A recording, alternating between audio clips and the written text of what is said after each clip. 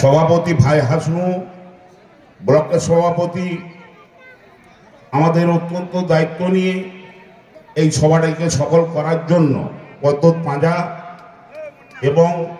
আইনটিডিসির এই ব্লকের সভাপতি তাজ মোহাম্মদ, আমাদের মধ্যে অনেক নেতাই এখানে উপস্থিত হয়েছেন, যেমন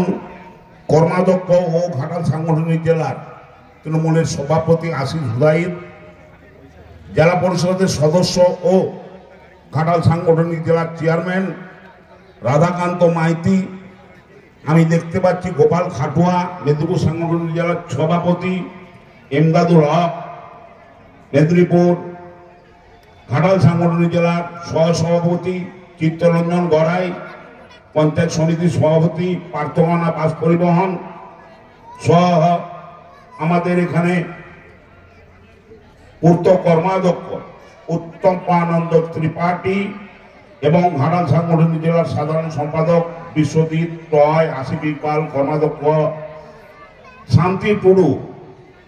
আমাদের জেলা পরিষদের নারী শিক্ষা কর্মাধ্যক্ষ সহ অনেক অনেক এক গুচ্ছ নেতা। তো আমি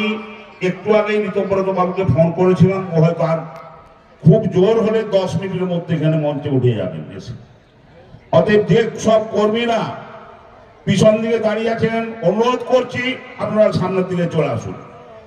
কেউ রাস্তা জাম করবেন না, সামনের দিকে চলে আসুন, অনেক আসন ফাঁকা আছে।